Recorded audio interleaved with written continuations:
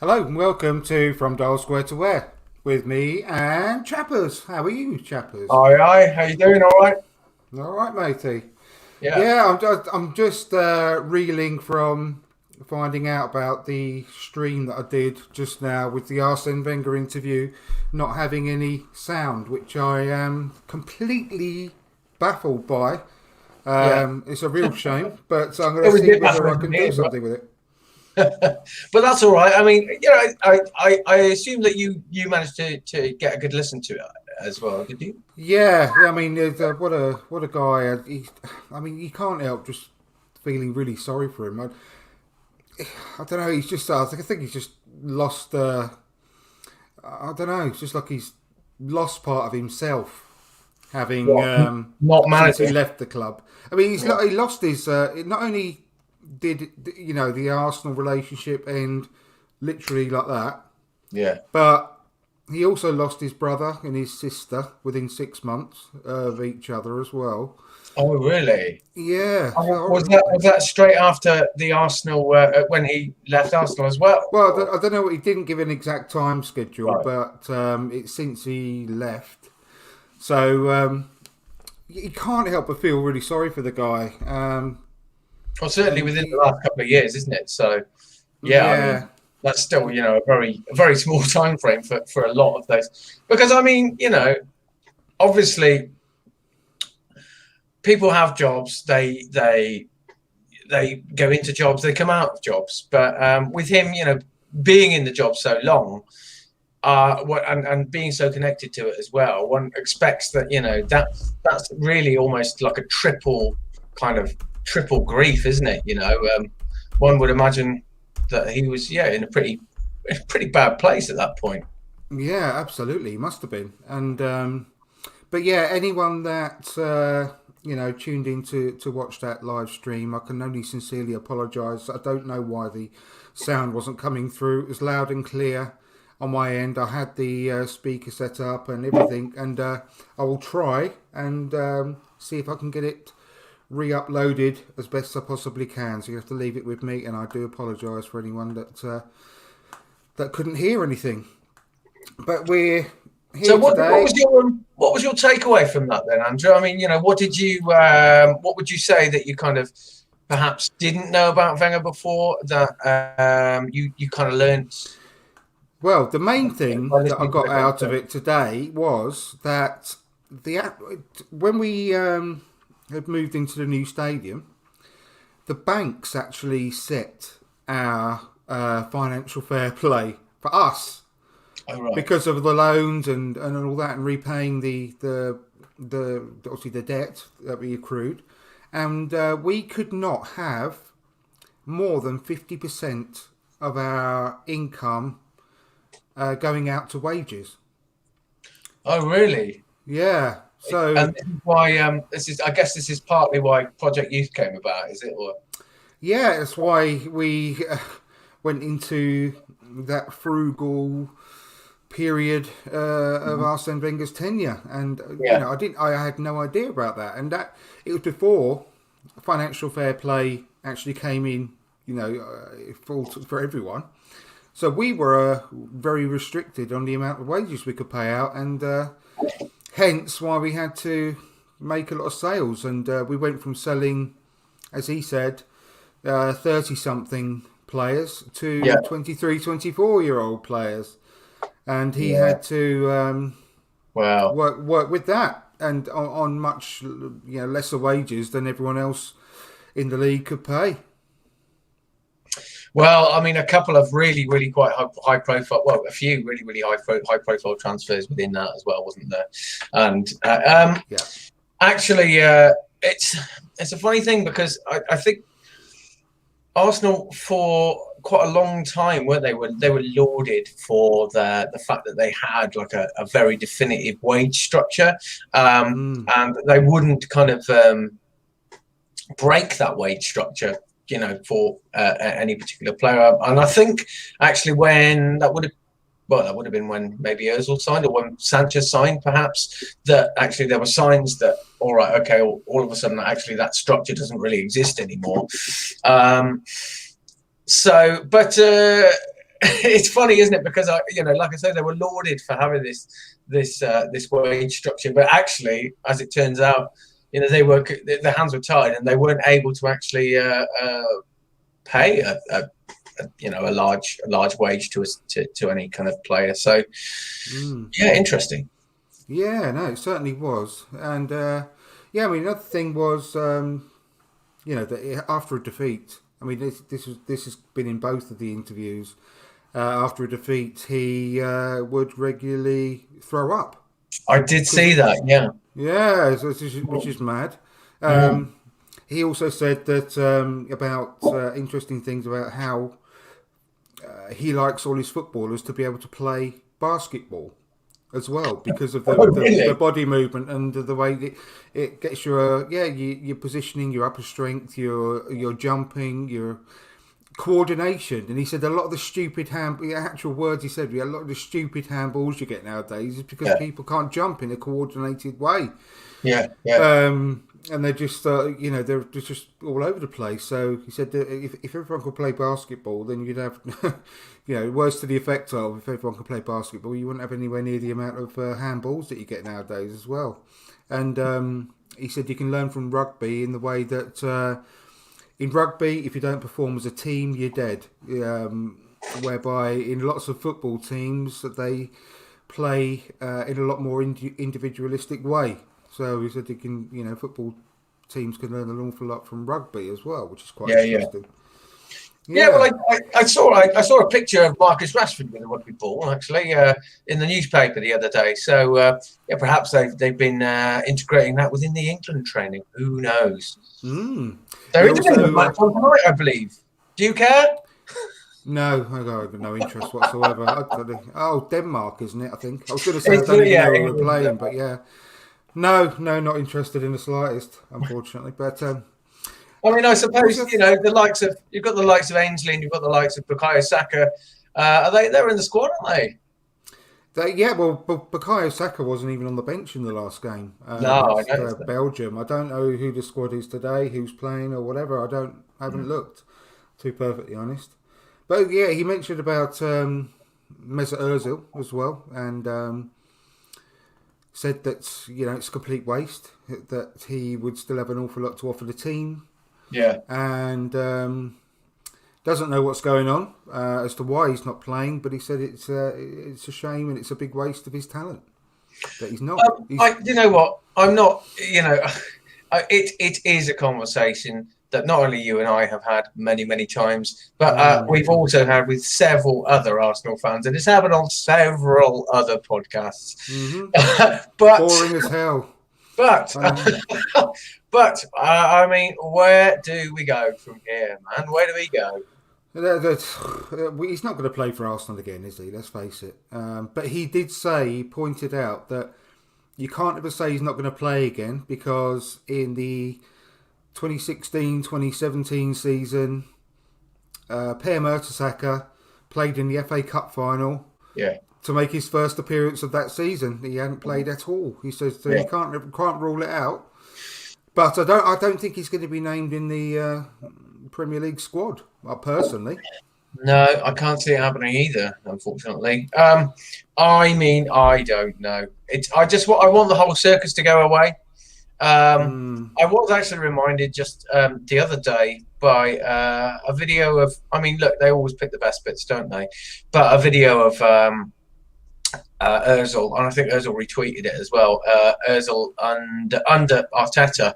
And, they showed him actually, well, I mean, not at his best, but certainly, as a useful component of the team. But, I mean, I think, this is a criticism that has been leveled many times. I think that, the way that Arteta plays is not conducive to the way that Ozil likes to play. And, it's again about that thing where you're talking about the team. And, if you don't play as a team in rugby, then you're fucked, But I think the long and the short of that is that, Arteta wants them to play as a team, and Ozil does not really contribute enough. Well, this is just my take, but Ozil doesn't really contribute enough to to be able to justify his selection in the team, I suppose. Yeah. Certainly not defensively anyway. No, exactly. He certainly doesn't fit this type of football that we're playing at the moment, and I know that it's not the sort of way that Mikel Arteta ideally wants to play at the moment, but hopefully we'll see that start to change over the next few games after the arrival of Thomas Partey. But I can't see him playing against Man City though. Personally, I don't know about yourself, but he's not even met his teammates yet or anything. He's been away. He went immediately from Spain to play with Ghana, didn't he? And did you see the picture?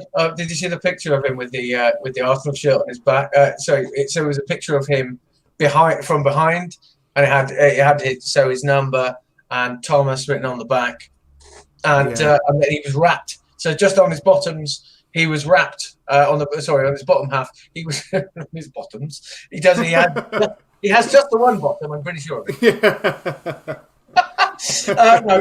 On his bottom half, he's just wrapped in a Ghanaian flag, like a skirt or a what do you call it, a sarong or something. A sarong, yeah. Yeah.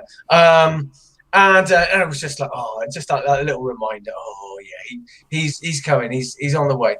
I saw that little press conference that he gave where he sort of met some journalists and stuff like that. He actually seems really, really lovely. He really seems quite a lovely chap. He was very softly spoken, and there were some questions which I'm not entirely certain that he had either had the entire grasp of what they wanted to know, or just wasn't actually keen on revealing, what it was they wanted to know. But he seemed very mellow and very laid back. Took it very much in his stride. And the thing that really shone out to me, where he said, "There's no pressure.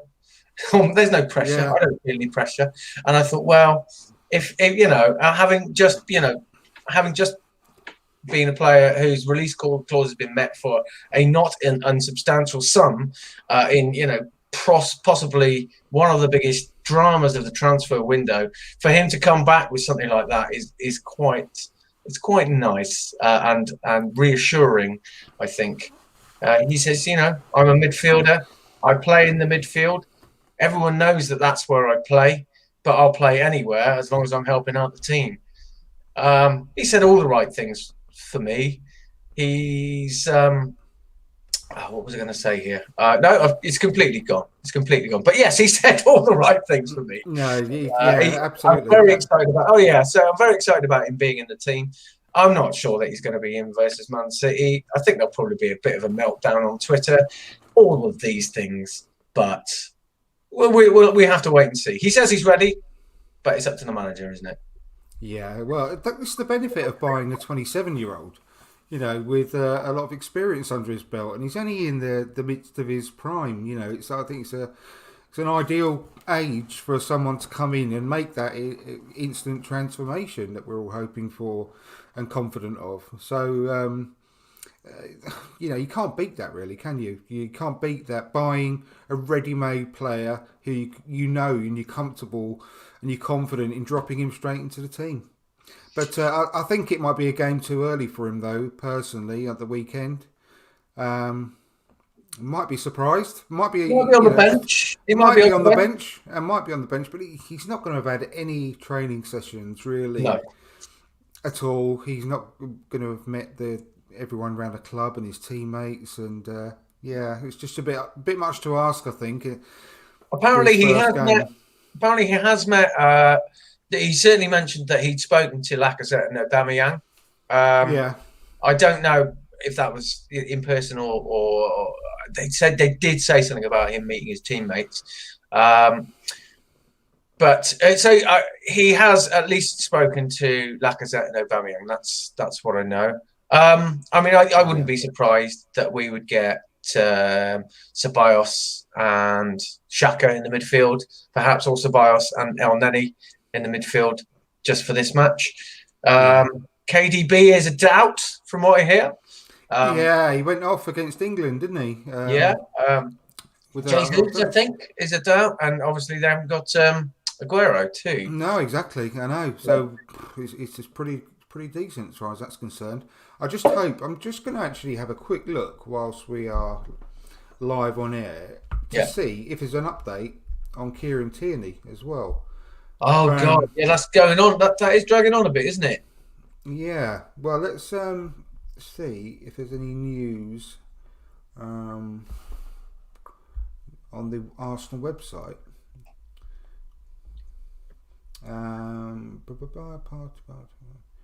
There's loads of Thomas Partey videos I haven't actually seen yet. I don't know whether they came on today. Well, it's yeah. Well, that's some viewing for perhaps afterwards then. What was I going to say? Oh yes. So Thomas Partey, did you know that his nickname is the Octopus? Apparently. I didn't. No. What did you say? The reason why? Why is he called the Octopus? Well, I don't know. I mean, he had been asked about it, and apparently he said it's because he's always stealing the ball. But I can't think of that many octopuses that I know that are that particularly adept at stealing balls. I mean, they'd be pretty good, wouldn't they? Because they got those suckers on the end of the tentacles. So, well, they'd be good at dribbling, wouldn't they? They wouldn't lose the ball. yes, exactly.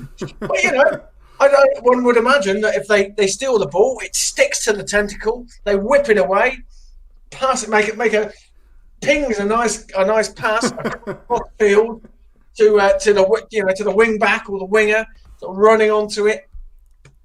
Beautiful, yeah. So he also does apparently have an octopus tattoo on his shoulder too. So I want to see a bit of that. I want to see a bit of that octopus action. Do you know what I'm saying? Oh well, there you go then. Yeah, definitely. Maybe I don't know. It's a bit of a not the kind of octopus action you get with Led Zeppelin, mind. I can't see it catching on though. Can you really? What's that? No, calling him the octopus. I'm just looking on the team news. Emile Smith Rowe back in full training, so that's great. Emile Smith, who? Sorry, Emile Smith Rowe.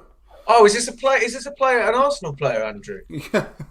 Is an Arsenal player that you quite like? You're aware of him. I am aware of his work.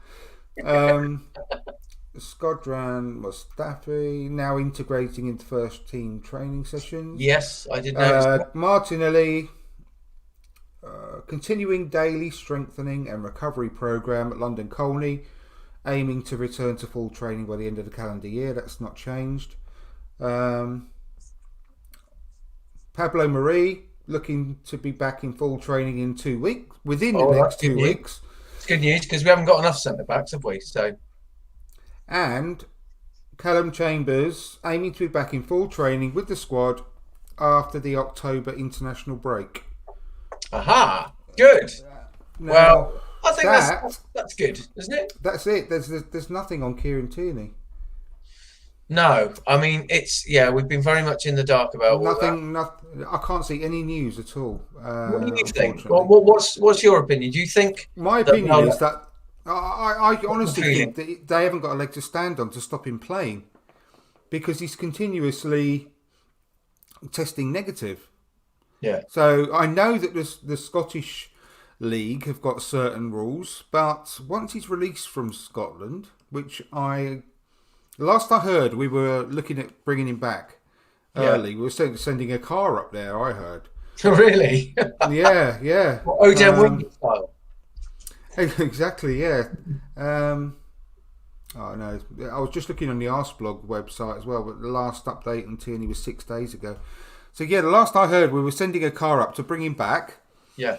And when the Premier League has got completely different rules than Scotland, and I just can't see what leg they'll have to stand on to stop him from playing if he's had so many negative tests. So personally, I can't see a problem with him playing, but we'll have to wait and see. I mean, what's your thoughts on it? I can't say why they can stop him. This is Arsenal we're talking about here, though, and anything that anyone can do to give us an unfair advantage because obviously everyone's out to get us. We seem to have a bit more, cojones nowadays, though, as a club. We seem to be a bit more ruthless, don't we? Well, I think the Partey was transfer deal was a very a very good example of that, really, in that you couldn't imagine Arsenal being that kind of having that kind of cheek, I suppose, to just go, well, we've tried to negotiate with you all summer. We want the player. You're saying no. Okay, well, let's just activate the release clause, not tell anyone. Yeah. And I mean, I think fair enough. Personally, they had been negotiating all summer. They made several different offers, haven't they? In several different forms, including player swaps and cash offers and all the rest of it.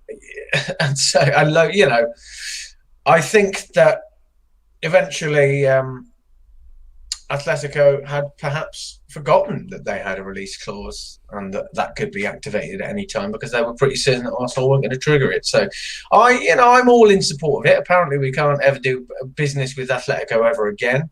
But I've heard that one before. They might want to buy Torreira next year. So, well, that's an interesting thing as well. I've just been sort of having a look at some of the Arsenal news as well, and he said that Edu performed a masterstroke for next summer's signings and the money that we can have towards rebuilding the squad again next summer. And really? He specifically didn't put a buy clause into the loan deal for Torreira and Guendouzi. Because he said that he's basically very confident that they're going to do well this season, and knows that by putting a clause in now, he'll be underselling the players. So he's basically done a sort of little gamble that they're going to have good seasons, and we can get more money from them elsewhere next summer. So I think it makes sense, really. I think Torreira is going to do really, really well at Atletico, and I think Simeone thought that as well, because he thought he was going to have Partey play alongside. But that's not happened, and that's great for us. But I think he does fit Atletico's style of play very well, doesn't he? And absolutely, he's got that tenacity and that aggressiveness, that aggressive style of play that marries quite well into Atletico's style. Yeah, no, absolutely. I totally agree.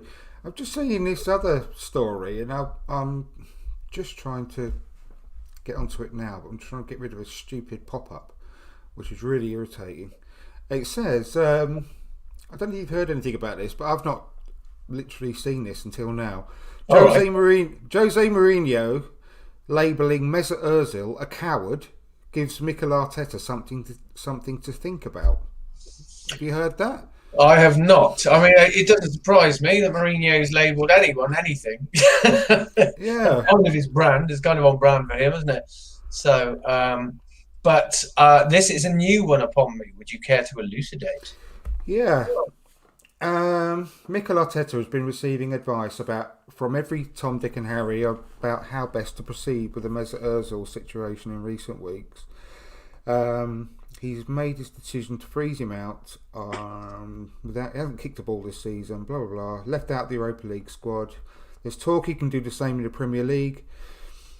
The latest individual to provide his thoughts on the matter is Arsene Wenger. Although the legendary Arsenal boss is perhaps better placed than most to offer an insight, he feels it's a waste for him not to play. Wenger explained to the BBC when asked what he feels about the German being outcast. Firstly, because he's in the years where a player of his talent can produce the most, and it's a waste for the club as well because he's a super talent, creative talent in the final third that can create those killer passes. The way football is going at the moment, it's quick counter-pressing, quick transitions, and everybody plays the same. It's kicked out players like Ozil, although let's not forget who this guy is, a world champion who has played at Real Madrid. He's been the record player of assists, so you have to find a way to get him involved again. Wenger had a hit-and-miss relationship with Ozil during his time at Arsenal. Of all the Gunners managers that have come since Wenger, the Frenchman certainly got the most from Ozil, but that isn't to say the German didn't test his patience when he was in the starting lineup. Let me just quickly... Now, Tottenham boss Mourinho managed Ozil when he was at Real Madrid, and experienced much of the same problems as Wenger, Emery and Arteta. But unlike any of the aforementioned managers, Mourinho was involved in a huge spat with the German in which he called Ozil a coward. Mourinho's plan to motivate the midfielder by being hard on him backfired drastically, however, and ultimately led to Ozil leaving Real Madrid for Arsenal. Ozil wrote about the spat in his autobiography, revealing Mourinho said to him, "You think 2 beautiful passes are enough. You think you're so good that 50% is enough." He pauses, stares at me with his dark brown eyes. I stare back, like 2 boxers in a stare down before the first round. He shows no emotion, just waits for a response from me. How much I hate him right now, and I love Mourinho, actually. Ozil then reacted by taking his shirt off and throwing it at Mourinho, to which the Portuguese responded, "Oh, are you giving up now? You're such a coward. What do you want?"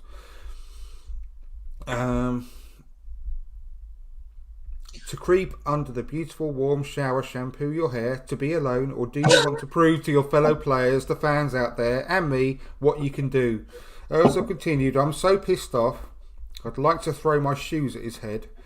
I want him to stop and leave me alone. You know what, Mesut, go ahead and cry. You're such a baby, going to take a shower. We do not need you." Slowly I get up, grab my towel and walk past him without a word, without taking a look at Mourinho. It seems Arteta is both damned if he does and damned if he doesn't where Ozil is concerned, and perhaps everyone at Arsenal is past the point of trying to get the best from him. I think, well, when you say everyone at Arsenal, that includes us, the fans, doesn't it? Because absolutely, yeah. Grown.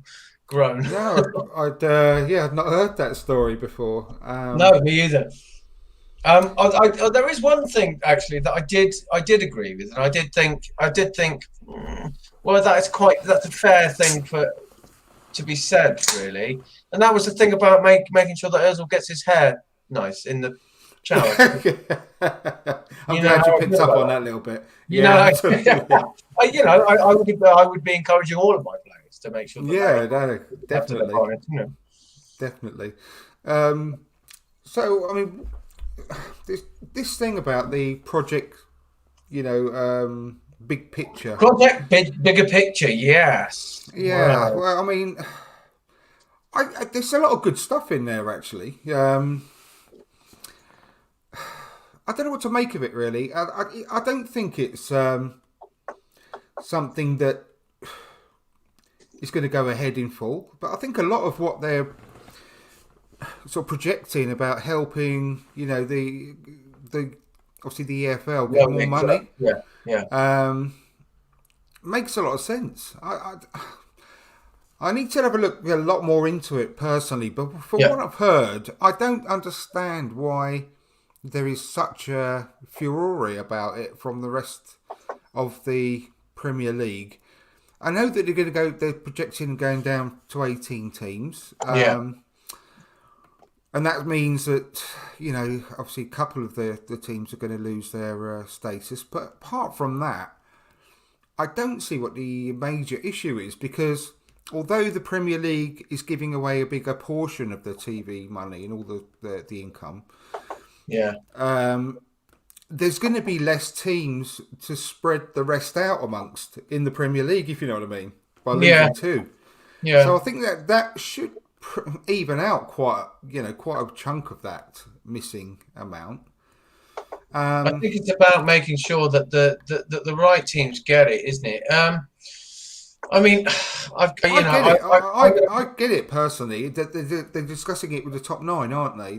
Say top 9, the 9 longest serving teams in the Premier League. Because so basically Everton got involved, didn't they? And West Ham. I think is it not Arsenal? No, I don't think it is West Ham, is it? I think it's Everton, Southampton, and West Ham and Everton. No, West Ham is one. That'll be the 3 then, won't it? West Ham, Everton, and Southampton. That's right. That's right to me. Yeah. Okay. Well, the point is, the teams that are yo-yoing, or the teams that have come up and gone down and not come back up again, for example, I can understand, teams like, the top 6, if you like, not wanting a team like a Hull City or a Swansea making their decisions for them as well. In the respect of having the equal say in things when they It is an are. interesting take. Yeah, I see. I mean, go on. No, I see what their point is as far as that's concerned Yeah. personally, and I don't think they should have as big a say as clubs like Man United when they are voting on things. Personally, Sure, but I think for me, do you not think that right? Maybe with the exception of perhaps West Ham and Southampton. Of course the other thing is that those clubs, those big six clubs, top six clubs, essentially, or top eight clubs, whatever you want to call them, are they are the wealthiest as well, and that's the argument. Is well, is it to do with capitalism or is it to do with sport? well, The whole point of it being that you have to you get know, rewarded though for your performance, though, don't you? In any yeah, kind of sure, field, sure. I they're the I'm best. with you on that. They're the richest because they have got to a certain place because of their performances on the pitch. I understand that, but I think also that when you look at how football has grown since the invention of the Premier League, and you look at how much money has been involved and how actually it's more about entertainment than it is about sport these days. Let's face it. Whether you like that or not, that I think that that's a fact. And I think when you look at it that way, the I just feel it's a little unfair for clubs that maybe don't have quite so much money to not have the same input that those ones do, those ones that do, because what's going to happen is those clubs are only going to sorry, the bigger clubs are only going to get bigger and gain more power as if that model kind of presses on. Do you see Well, what I mean? but the Premier League TV deal is one of the fairest out there for its league. Yeah. When you look at the Spanish TV deal, it's I think it's 75% or something go to Real Madrid and Barcelona, and the rest Really? of the team. Yeah, yeah, exactly. I They've don't got think, all. but that's not fair, is it? I don't Well, know that no, that's fair. exactly. This is what I mean. It's the Premier League TV deal is very, very fair at the moment. But I suppose, like I say, all I can say is that I do understand their point of view that they don't want a club like Norwich or that came up and went immediately back down again to have the same voting rights as a team that's permanently in the top four because Well, that's not it's, it's well, you know what I mean. Permanently right at the top. yeah, I'm with you. I can see their point of view because they're a permanent fixture in the league and the other teams Yeah. aren't. Yeah. But yeah, I don't know. It's a tough one, but as long, I mean, the major worry I've got is this European European Super Super League? League, which I don't want anywhere near. I don't want us to be anywhere near that. I don't think anyone wants it, do they? I genuinely think that I think most fans, even the fans of the top clubs such as Arsenal and Chelsea and Man United, Man City, Liverpool, all of these teams, I genuinely don't think that there is a huge desire from the average football fan, whether they're supporters of a big club or not. I don't think there is enough desire to have a European Super League. well, not from the fans, no. But But that, when you look at ultimately, that's what it's capable for, isn't it? And I think yeah, absolutely. But the American owners who are behind, this project big picture of United and Liverpool, they won't care about things like that. That's the whole point about this. Is if it goes down that sort of route, I'm concerned that our American owners could get sort of picked up in this kind of melee as well, and start thinking, oh well, maybe. Because you know what I found out today as well, which I'm shocked at, absolutely shocked at. It's very easy to just leave the Premier League. Apparently, if you give your notice to leave the Premier League before the end of the calendar year, like obviously December, you can leave at the end of that same season. So a breakaway could happen almost immediately. Seriously,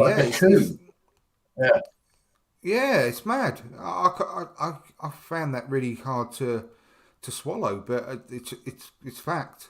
It was on the Ornstein and Chapman podcast. Yeah, it's nuts. Oh yeah, absolutely nuts. The other Chapman. Yeah, exactly. The lesser known one. Yeah. So I found that very odd. A bit scary, isn't it? Because if for some reason they all decide behind closed doors and in some sort of weird cloak and dagger sort of skull and bones kind of way that they're going to do this thing, and it's all very clandestine, that could just happen, couldn't it? That could happen. What literally could the fans do about it if they did something like that? You just have to put up with it, wouldn't you? I mean, there's nothing you could do. Nothing. But I mean, logistically, I don't know that there is. And when you think about travel and things like that, if they had a European Super League, it would be a different game. I mean, it's alienate. The game is alienating enough for the fans as it is anyway, with regards to the amount of money that it costs the average match day. Average match goer to go to a match day. It will just continue to alienate the fans, and it will ultimately become much in the same way that opera is, like a form of high culture, which is not the game that football is. It's a working class. It's a game that derived from the working class, and is largely enjoyed by the working class as well. I know I'm getting a little bit on the political bit here. No. Well, the worrying thing though about what's going on at the moment with this lockdown is the fact that the owners of all Premier League clubs are finding out that it's possible to continue running their teams without fans in the stadium. They are seeing at the moment that although that the atmosphere is not the same, clearly there's no atmosphere at all in the ground, and although that they are obviously down some money, they are probably seeing that we can still cope, and they're probably seeing also that they can cut all their costs, and they're probably also seeing that they're still able to provide a product to give to the masses around the world, and it's very easy to move to a pay-per-view type or streaming service whereby fans from all around the world will be able to do it. And that's a bit of a worry for me. It's not a great product though, is it? Let's face it. They still be able to sell it all around the world though, mate. No problem. Do you think? I mean, it's just. But that's just not football for me. Football without fans is. Mate, I don't agree with it. Obviously, no. I clearly don't agree with it. But I have to say that whilst I'm watching all the matches this season, I've almost. I hate to say it, but I've almost forgotten about the lack of fans there because I've been really enjoying the football. Yeah. And I can't deny that. I cannot deny that. But are you enjoying it because it's there? And rather than it not being there, or are you enjoying it because you think because the quality of the football has been better? I can't. an Arsenal point of view and from a general Premier League point of view? Yeah, I think that the Premier League so far this season, there's only 4 games in, obviously, but I think it's been really, really entertaining. Well, that massive goal fest weekend, geez. Well, exactly, yeah. Whoa. That was something else. When it first restarted, well, obviously after the restart, it wasn't. It was weird. Yeah. And it wasn't very good because I don't think the players were used to it. We weren't used to it as viewers and fans, and I just thought it was a bit odd, and it took a while. But by the end of last season, I got so much more used to it. I think everyone had, and the players. And I think this season now again. I mean, I think the mini tournament of the Champions League and the Europa League, I think that was really entertaining where that was done. And then this season so far, I think the Premier League has been highly entertaining. I think I've really enjoyed it. Yeah. And don't get me wrong. I'm not saying I want it to continue like that. But it's not the same experience, is it? It's not the same experience you grew up with, that you're used to. And I'm not 100% convinced that people are going to be also convinced by the fact that there is still a product to sell, because it isn't the product that everybody is used to. It isn't the product that everybody connects with so much. It's a human thing, isn't it? Actually, going back to Arsene Wenger, one of the sort of best quotes that came from his book and from some of the interviews that he's been doing as well in the newspaper and what have you, is that he tries to learn everything he can that teaches him to understand humans better. Because it's ultimately a human game, a human experience. And so I might bore you a little bit now with. So when I was back at drama college, that would be 1997. I did a whole project. So sorry. No, right. Carry on. Mate, you'll be right. I'm joking. No,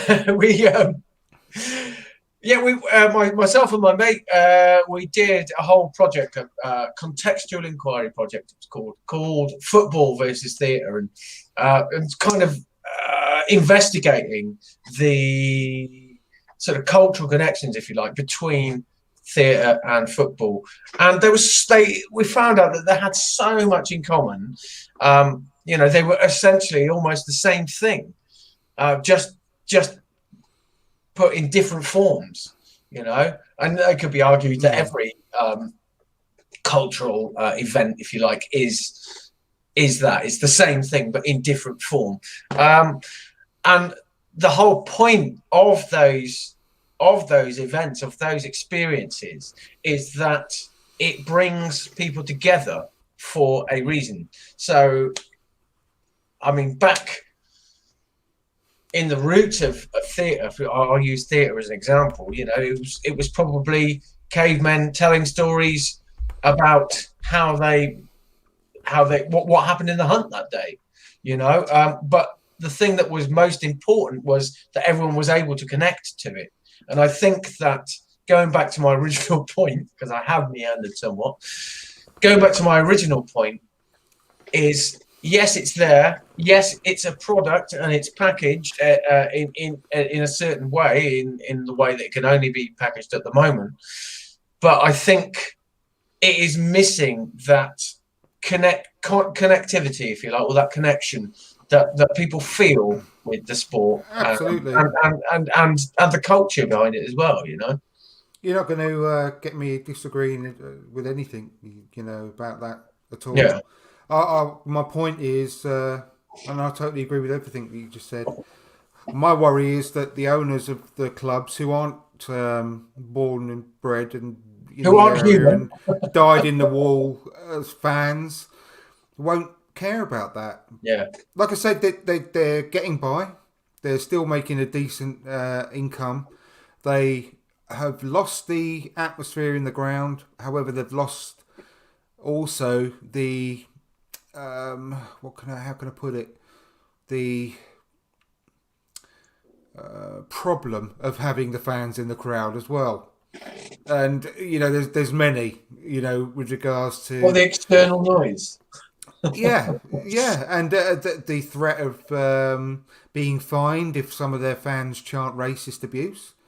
Our fans generally don't do that, though, do they? No, of course Oh, not. no, But yeah. it's obviously something they probably worry about. Oh God, I'm going to get fined again, and blah blah blah. Yeah, I'm trying to think. I'm just trying to be devil's advocate, really, and Yeah, thinking from their point of view. yeah. Yeah, we're a problem in some cases to have the fans there because they've got to organise the police, they've got to organise all the students, Yeah. you've got to organise all the catering, they've got to do everything, and Mhm. they can get rid of all that expense, all the potential problems that fans can cause, and just put it all on a streaming service instead. Do you know what I What mean? is this dystopian nightmare you have just put before me? Do you know where I mean though? I think I it's a do. genuine I do, and concern. I hate it.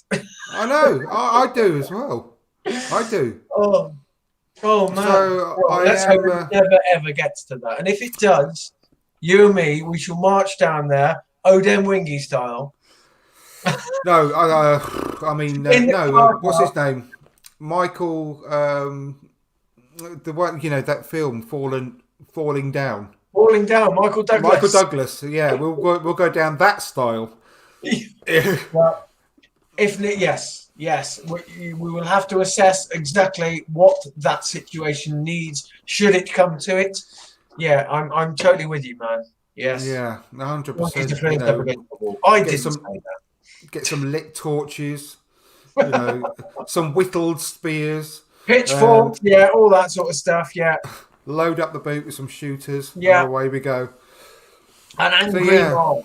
Yeah, I mean, but they again, if that does happen, I think that they will have a problem of angry mobs outside the stadium anyway. So yeah, definitely. let's hope it never ever comes to that, because I really hope that if that's the way that football's going, then I'm going to have to get into another sport. I mean, what sport would you get into instead of? I mean, I quite like snooker. Snooker's all right, but it's not very exciting, is it? I used to love snooker when I was a Oh kid. yeah, me too. I mean, don't get I me haven't wrong. watched it. I used to stay up all hours watching Yeah, my the nan was snooker. an absolute fiend for staying up for the snooker, but she used to let me stay up and watch it as well, which was always good, you know. I would be able to tell you half of the top 10 now. I mean, I went on a week long snooker holiday to the Bobby Charlton Soccer School when I was a kid. I won the Did holiday. you? I won the holiday in. There used to be a magazine called Pop Black, Yeah. and I entered the magazine in this competition, and I won it. And I went. It was a week long course, and you were trained by John Parrott. No way. Seriously. So I trained a week, but the second day, and this is just me to a bloody T, I tell you. Some people were born with a silver spoon in their mouth, as they say. I was Yeah. born with a wooden spoon up my arse. This is what the second day Okay. my hand got slammed in a car door on arrival at the venue, Oh and no. my little finger on my left hand was trapped, and it just literally just went black. Instantly. I was in so much pain. Yeah. And as you're playing snooker, obviously I'm right-handed. You have to put Yeah. your left hand down flat, and I couldn't play properly the whole week because my little finger was absolute agony. It's broken. So anyway, that was the second day, but I managed to sort of get it strapped up and do as best I can, and then finally you get to play John Parrott on the last day. And I'd had a really, good time. Around that sort of time, I was about 14 years old, I think, 15 maybe. And they took us to Man United as well at the time. It was Man United v Hamburg, and Kevin Keegan was playing for Hamburg, Oh wow. which No was way. mental. Yeah. And anyway, the last day you get to play John Parrott, so it was really exciting. And I broke off when it got to my frame. I broke off, and I got it, the cue ball, within 2 inches of the ball cushion. It was a really nice break. Mm-hmm. He took one sort of more safety shot, got it right back up. I did my next safety shot, and it came to around just behind the row of yellow, green, brown. And so I thought I was fairly happy with that. It could have been better, but anyway, he potted this amazing long red, smashed into the reds, and proceeded to humiliate this little young kid who's his only chance to play John Parrott in a match. And he cleared up and got a break of 140 against me. I thought that was... Oh, mate, I thought that was... Bloody scouters, mate. I thought that was ruthless. I thought that was really unfair. You know, I had 2 shots. 2 shots! That's all I did.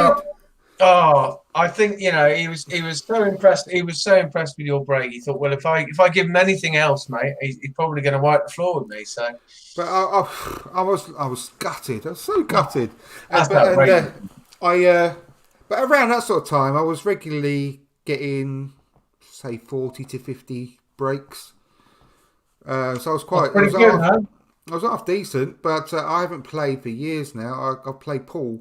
I used to have a pool team up until fairly recently, and I've had run a pool team for years. But yeah, but no, I don't think I could get fully back into snooker. No, I can't think of any other sports I'd actually be into. I don't know. My life would be over. No, perhaps we need to invent one. I was just listening to another podcast, actually, a superb podcast. I really, really enjoy it. I don't know if you listen to it at all. Blind Boy podcast. Blind Boys. The Blind Boy, yeah. Well, the Blind Boy. Sorry, Blind Boy is. That's the one you told me about the other week, wasn't it? That's right. Yeah. And so he was interviewing Graham Norton, actually, and I thought I really didn't think. I'll have a listen, see what it was like.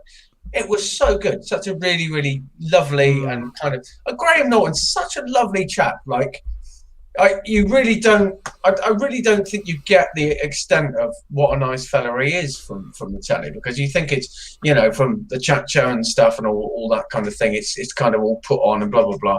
But he seemed really, really quite genuine.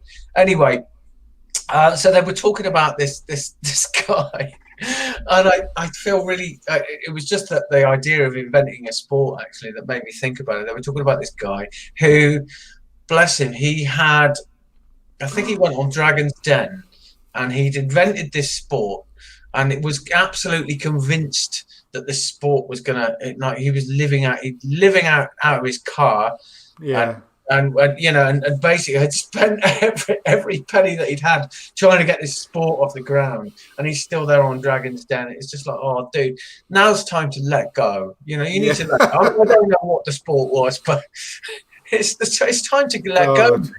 You know what I mean? Give up on your dream now. Do something else. Become an accounts clerk. You know, go to a Blind Boy. Blind Boy's out of the Rubber Bandits. That's right. Yeah, the guy from the Rubber Bandits. Yeah.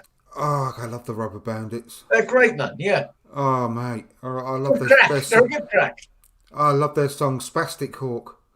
Yes, I know the one. So funny. And I want to beat up your dad. I think it's called as well. I want to fight your dad. I want to fight your dad. I want to fight your dad. Yes. Yeah. Absolutely brilliant. They are. Yeah, they're really good. Very good. But I highly recommend that to everyone that's listening to the podcast as well. After you listen to this one, listen to that. It's really good. The Graham Norton one was especially good. So there we go. Fantastic. I've got it on my playlist now. But I think we'll just leave it there. We'll just finally finish up. We touched on it earlier, but finally coming to the end of this horrible, horrible interlull. And we've got Man City at the weekend. Now, we are quite lucky in the fact that I think they're going to be fairly short-handed. Yeah. How can you see it going? I'm fairly confident.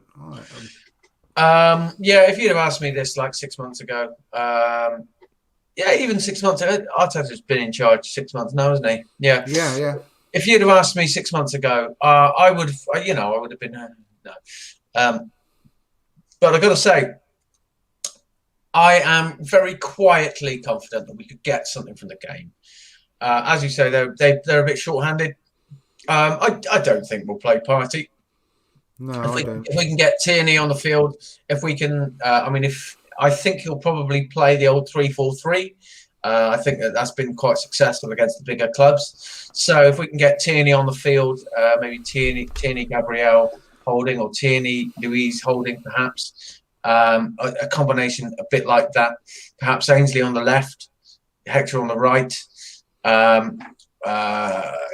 Maybe El Nani and Ceballos, or Xhaka and Ceballos in midfield. And the three guys up front, I think we could get something from it. I would like to see Pepe play. I think that Pepe would have a field day down the left-hand side. I think we could get something. I'm not entirely certain that we could win it, but we have already proven that we can beat them. So yeah, why not? Yeah. I mean, 1-1. I think 1-1 is probably my realistic prediction, but I would like to see us win it. I think we can. I'm going to go for a 2-1 win. Nice. Or maybe even 2-0. Honestly, I'm really confident we're going to win.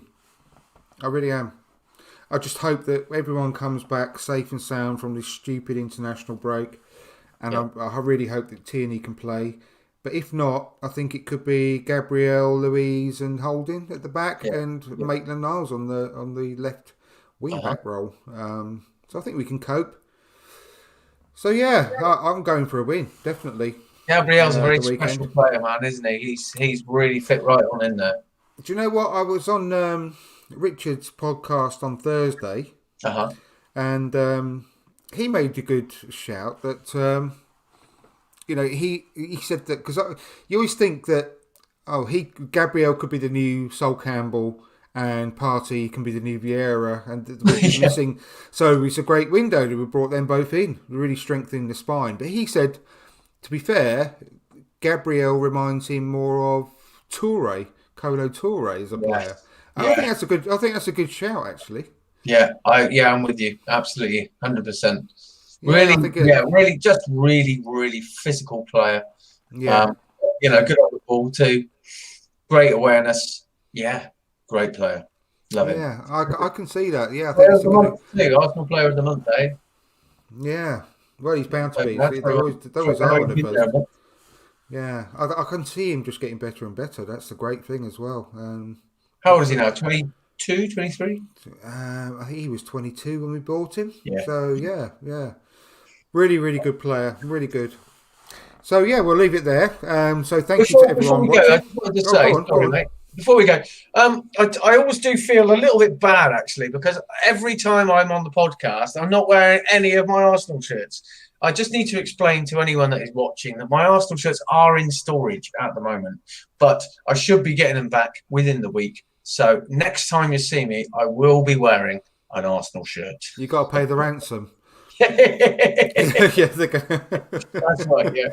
Also, we are... I believe we're hoping to do that special on the mental health subject on Sunday. Did you say? Sunday night, Yeah. So keep posted on Twitter. We will put out the time for that. I would imagine maybe about 8 o'clock. We can do that offline. Obviously, have a discussion, but it'd be around that sort of time, Sunday evening. So keep eyes and ears peeled for that. It should be a good one. And finally, yes, thank you for watching. Thank you for listening. And once again, many apologies about the Arsene Wenger interview. I have no idea why the sound didn't get broadcast. I will endeavour to do all I can to get it back up so you can listen at some point. And please give us a like. Give us a subscribe if you haven't done so already as well. And thank you for watching. Cheers. Take care, all.